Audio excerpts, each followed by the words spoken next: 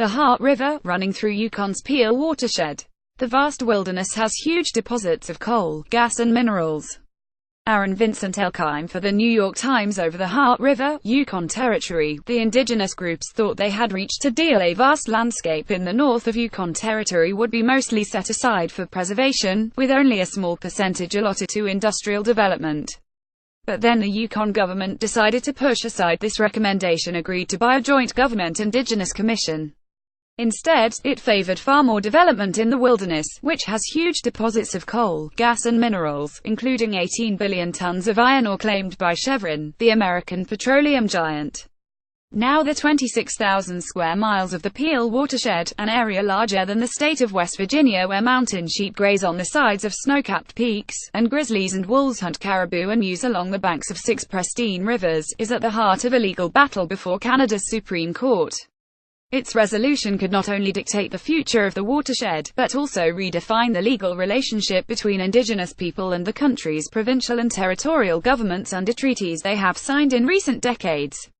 Once governments get a treaty, they tend to tinker with it and ignore promises they made, said Gordon Christie, a professor of Aboriginal law at the University of British Columbia. What is the remedy if a government doesn't live up to terms of a treaty? That's the big question.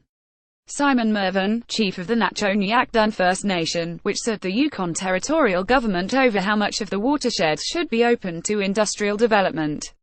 Aaron Vincent Elkheim for The New York Times. The original agreement to protect 80% of the watershed from industrial development resulted from 7 years of study by the Joint Indigenous Government Commission, formed as part of a land use planning process laid out in 30-year-old treaties between indigenous groups and the Yukon government.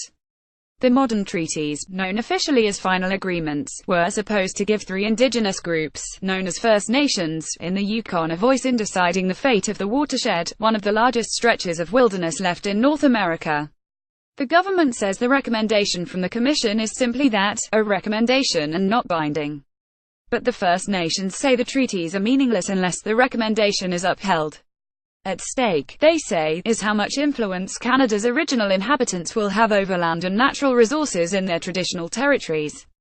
They also say that to allow the Yukon government to renegotiate the plan would undermine the spirit of reconciliation, one of Prime Minister Justin Trudeau's goals in building a new relationship with Canada's 1.4 million Aboriginal people, who face disproportionately high levels of poverty, incarceration and violence. It would destroy the faith of First Nations in these modern treaties if the government can just go back and start over, and even then can reject the whole thing, said Thomas Berger, a lawyer who represents the First Nations and environmental groups.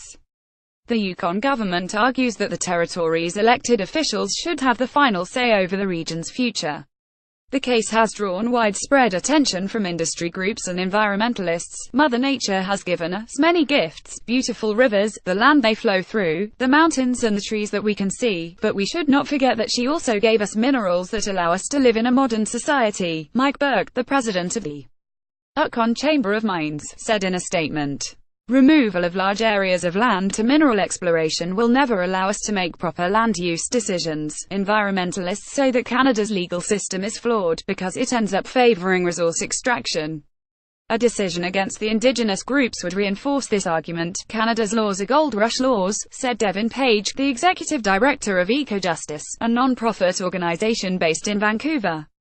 There's a public perception, because we have a lot of green spaces and mountains, that Canada is a steward of the environment, but in fact the opposite is true. Jimmy Johnny, 72, a member of the Natchoniacdun, with a bag of lichen in his home in Mayo, Yukon. He was a hunting guide in the watershed for 52 years. Aaron Vincent Elkheim for The New York Times. Dried caribou horn lichen collected in the watershed. Aaron Vincent Elkheim for The New York Times. A map showing the dozens of traditional indigenous campsites, trails, hunting grounds and burial sites that Mr. Johnny was familiar with as a watershed guide. Aaron Vincent Elkheim for The New York Times. Nobody has lived in the watershed for generations. But Jimmy Johnny, 72, a member of the Natchoniacdun First Nation, and many other indigenous people have long traveled there to hunt. The Peel is our heritage, and we want it to be protected for the generations that come after us, said Mr. Johnny, whose First Nation is one of the plaintiffs in the lawsuit. Sitting in his kitchen in the town of Mayo, he pulled out a large map of the wilderness and pointed to the dozens of traditional indigenous campsites, trails, hunting grounds and burial sites that he knew intimately during his 52-year career as a hunting guide in the watershed. Then he brought out a large bag of dried caribou horn lichen he had collected in the watershed, along with a container of golden medicinal tea made from the vegetation. "I'm tired of the government destroying our history and culture, but they don't listen to us," he said, after taking a long drink of the tea. "That's why we went to court." The land use planning process laid out in the treaties was supposed to prevent exactly this sort of dispute from arising. The commission that developed the original plan based its recommendation on input from indigenous groups and the government, as well as on consultations with other Yukon residents, industry groups and environmental organizations. The First Nations initially wanted the entire watershed preserved, but in 2011 the commission came up with a plan to preserve 80% of the land and allow industrial development on the other 20%. Then in 2014, the Yukon government rejected the Commission's plan and adopted its own version that opened more than 2/3 of the watershed for road construction and resource extraction. David Lokes, the chairman of the Commission who was appointed by the Yukon government, accused the government of not participating honestly in the $1.2 million planning process. At every juncture there were many major points where the Yukon government could have weighed in and said, "Hold up," he said.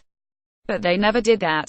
David Lokes, the chairman of a joint Indigenous government commission that negotiated land use in the watershed, accused the government of not participating honestly in the process. Aaron Vincent Elkheim for the New York Times, joined by the Yukon Conservation Society and the Yukon chapter of the Canadian Parks and Wilderness Society, the First Nations filed a lawsuit. Two lower courts ruled that by ignoring the commission's recommendation, the government had violated rights guaranteed under the treaties. They disagreed, though, over whether the government could renegotiate for a different deal. By the time the case reached Canada's Supreme Court in the spring, the territory had elected a new government. In its court filings, the new administration asked to renegotiate the original plan.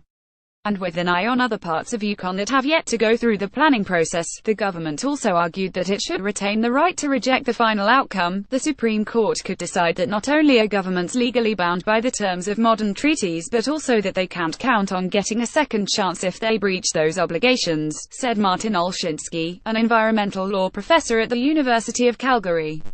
The Supreme Court's decision, expected soon, will have an impact far beyond Yukon. If we win, it will be a huge victory for First Nations across Canada, said Simon Mervyn, chief of the Natchoniac Dun. The ruling will set a national precedent for how our final agreements are interpreted.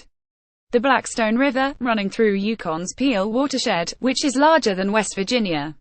Aaron Vincent Elkheim for the New York Times.